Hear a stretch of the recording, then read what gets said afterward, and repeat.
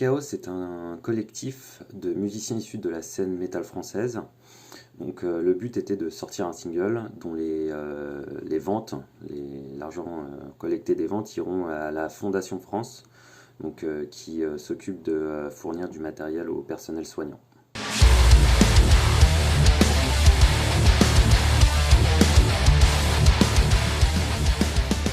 Donc Drop Dead Chaos, c'est Renato au chant, donc des tambours du Bronx et Trépalium d'ailleurs qui vient de sortir un nouveau clip qui est vraiment mortel. On retrouve donc Sylvain à la guitare de Sidi Larsen et Upon a Soul, Baptiste de Smash It Combo. On a à la basse Jacou de Black Bombay. À la batterie, c'est Boris de Between the Martyrs. On a au sample et à la voix également Dea, donc notre couteau suisse de Belgique, un multi-instrumentiste de fou. HK, notre producteur du Vamakara Studio, qui a réalisé tout le son. Et donc moi, la guitare, je joue dans Think of a New Kind et Sirenia.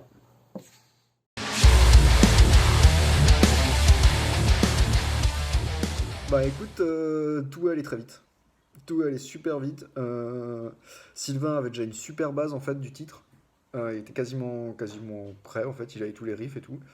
Et donc on a tous posé un peu des choses qu'on avait envie de poser dessus. Ça s'est fait super rapidement. HK était là à gérer, à faire son boulot de producteur et ça allait super vite.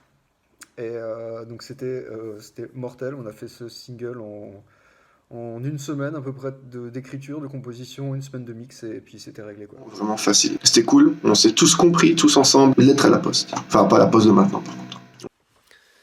Alors, point de vue composition, en fait, on a tout écrit de façon collégiale sur une idée de morceau original de Sylvain.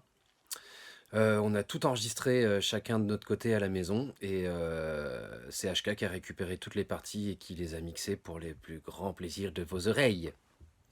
Moi, je suis arrivé en cours de route, donc le truc c'est que le morceau était déjà bien avancé. Les riffs avaient été proposés par Sylvain. Et donc, ouais, le morceau étant bien avancé, moi, on m'a demandé de faire un solo. J'ai grave kiffé le morceau, qui était pourtant quelque chose dans lequel j'ai pas l'habitude d'œuvrer en règle générale. Mais je sais pas, il y avait une espèce d'alchimie entre nous qui a fait que tout a fonctionné hyper vite et de manière hyper fluide. C'est HK qui est venu me trouver. Il me connaissait vis-à-vis justement de faire des petits arrangements clavier tout ça. Et finalement, j'ai vraiment adoré le truc et je me suis dit bon allez, je vais tenter de m'improviser rappeur. Finalement, ça s'est très bien passé. Je gueule, je rappe, moi je suis content et si les gars sont contents, voilà quoi. C'est pas mal de copains. Bah si tu veux, exactement, je crois que quand Sylvain m'a appelé, il avait déjà appelé Jacou, aussi Black Bomb. Et donc il m'avait proposé de faire un truc avec Jacou, j'étais super chaud et tout, je fais bah ouais bien sûr. Et donc on avait Jacou, on se connaît assez. Et du coup après il a appelé bah, de fil en aiguille, chacun a appelé ses potes en se disant ah mais tiens ça t'intéresserait ce projet et tout, ce serait sympa et tout. Donc du coup c'est là-dessus que c'est greffé Boris, que c'est greffé Déa, que c'est greffé bah, Nils, enfin tout le monde qui a débarqué, Renato et tout ça. Donc voilà quoi. Donc ça s'est fait relativement vite aussi quoi. Et donc c'était plutôt cool que j'ai entendu avec qui on allait bosser, bah, j'étais super content quoi. C'est des musiciens que je respecte et j'admire donc pour moi c'était que du kiff quoi. En fait, tout s'est fait, confinement oblige, par téléphone. Et voilà, on s'est juste appelé un peu à tour de rôle sur des envies qu'on avait en fait de faire de la musique tous ensemble, après s'être rencontrés d'ailleurs ou pas sur la route pour certains d'entre nous.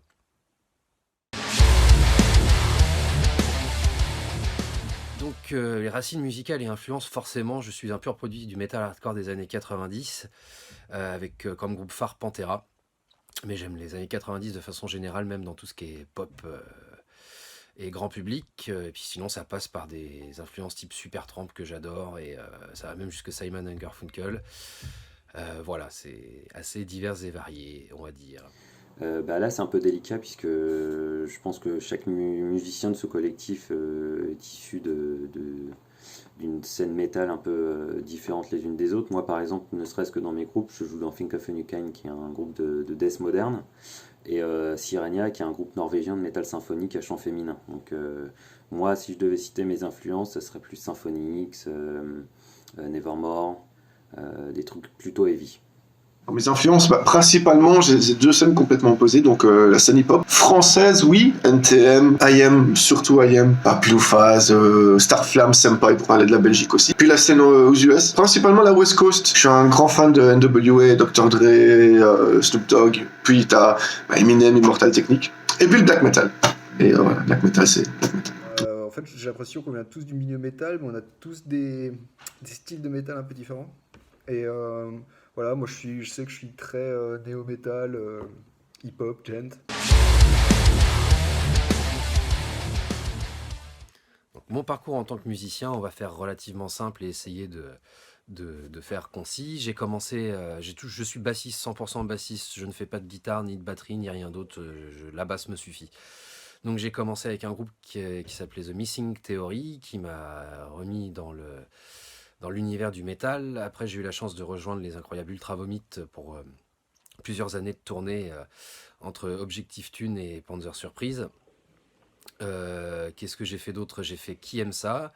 Je joue maintenant de la basse dans Black Bomb depuis 2011 et je fais aussi de la session live pour Loot Blast quand Fred est occupé avec ses autres projets. Voilà.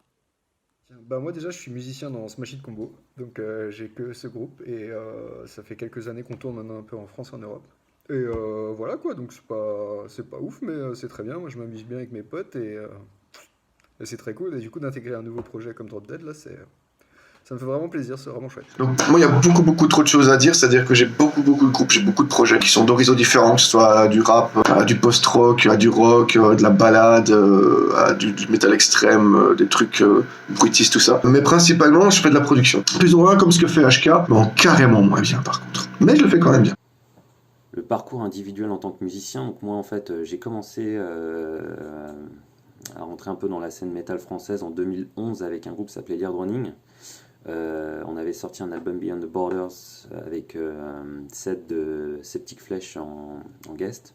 Puis après j'ai rejoint anciennement Tank, maintenant c'est Think of a New Kind. On a juste gardé le nom complet du groupe et on a arrêté de communiquer sur l'acronyme Tank.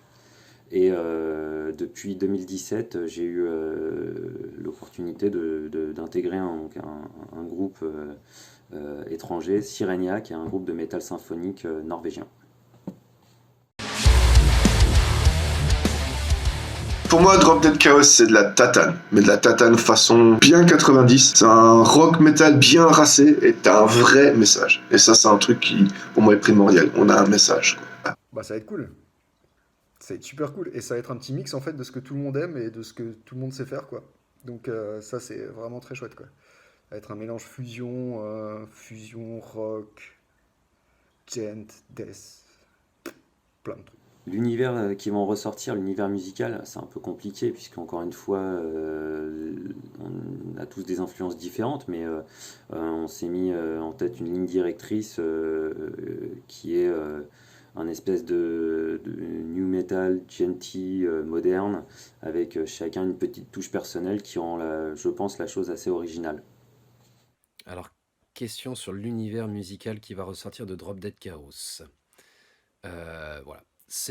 Donc pour moi, je pense que tout simplement, c'est une explosion de métal de toutes les influences de chacun des membres du collectif.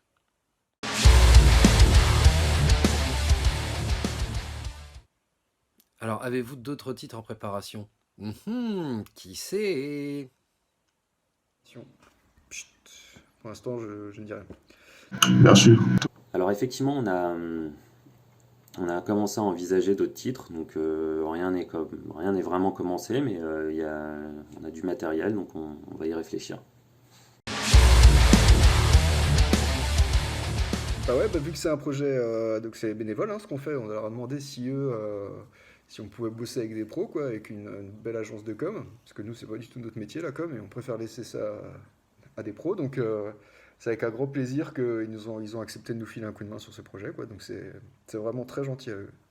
Donc c'est le choix du cœur, hein, tout simplement. C'est un projet qu'on fait avec les gens qu'on aime et qu'on apprécie, et avec qui on partage la même passion.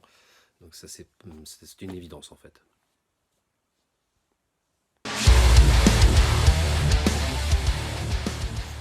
Donc l'aide financière, en fait, on a demandé au Metal Social Club de nous aider. Donc en gros, toute la thune qui sera récoltée avec la vente du single sera reversée à Fondation France. Et Fondation France, de leur côté, ont une mission, c'est d'aider le personnel soignant à s'équiper correctement face à cette maladie qui est extrêmement contagieuse.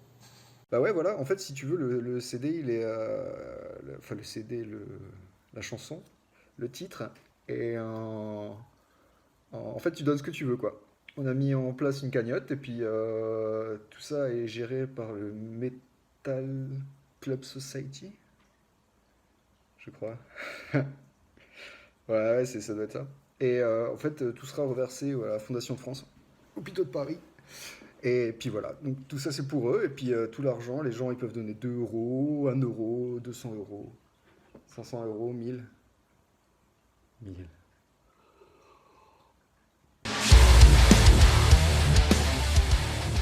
Bah c'est sûr, c'est ultra chaud, hein.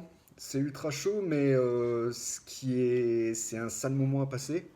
C'est vraiment chiant pour tout le monde d'annuler des dates, d'être confiné à la maison, mais ça permet un peu de composer quand même, et puis de toute façon on n'a pas trop le choix, et il vaut mieux que ça dure pas longtemps, on va dire, et s'emmerder un peu, et plutôt que ça reste 6 mois, et puis voilà quoi. Après, je suis triste pour mes collègues qui avaient des tournées qu'ils ont dû annuler, mes collègues en tant que techniciens, et tous les professionnels du spectacle. C'est vrai que c'est chaud aussi pour ça.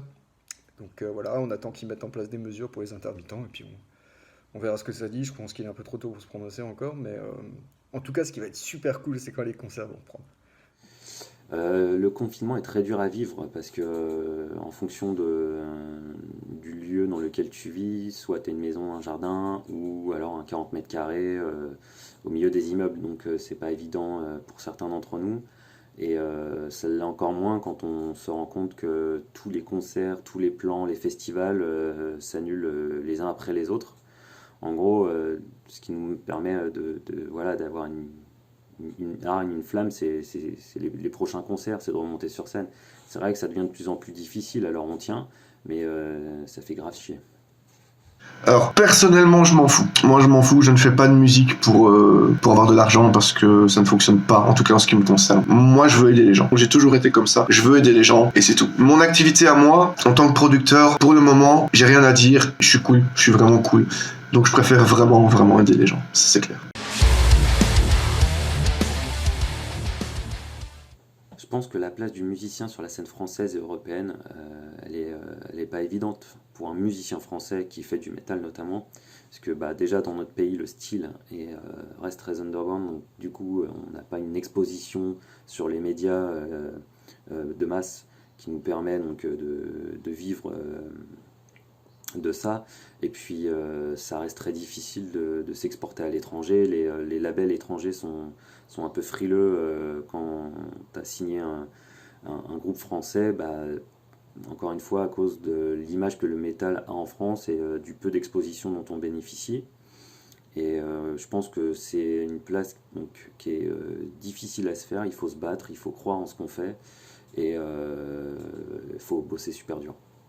Non, mais moi je sais que, enfin, de ce que j'en vois, je sais que l'Europe s'ouvre aussi. On joue beaucoup en Europe de l'Est, et je trouve que ça s'ouvre de plus en plus. C'est assez chouette. Enfin, ça fait quelques années que ça s'ouvre maintenant, mais voilà. Et puis en France, voilà, on n'est pas si mal lotis au final, parce que si tu veux, on a l'intermittence du spectacle qui est assez chouette. Donc ça nous permet quand même, on est quand même pas trop mal, quoi.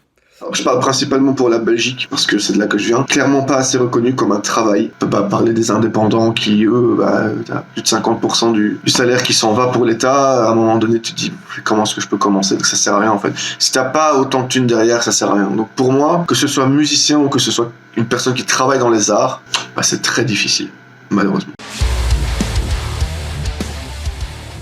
Restez chez vous, faites pas les cons, on doit aplatir cette putain de courbe, aidez vos proches, vraiment, donnez de l'argent à ceux qui en chient, protégez vos aînés, et surtout, prenez soin de vous, plus possible. Merci beaucoup d'avoir fait aussi un aussi bon accueil à ce single, euh, d'avoir fait des dons, de d'aider comme vous pouvez tous ces gens qui se battent pour soigner les nôtres. Et donc voilà, merci beaucoup, merci de ouf. Et continuez à filer un peu de pognon parce que franchement, c'est tout ce qu'on est capable de faire vraiment, quoi, et de rester chez nous et de faire attention à ce qu'on fait, quoi. Donc faites pas les cons, wesh. Voilà quoi. Merci à toutes les personnes qui ont regardé notre premier single et qui ont suivi donc notre évolution, notre création, et également à toutes les personnes qui ont participé aux dons pour aider les soignants à lutter contre le coronavirus.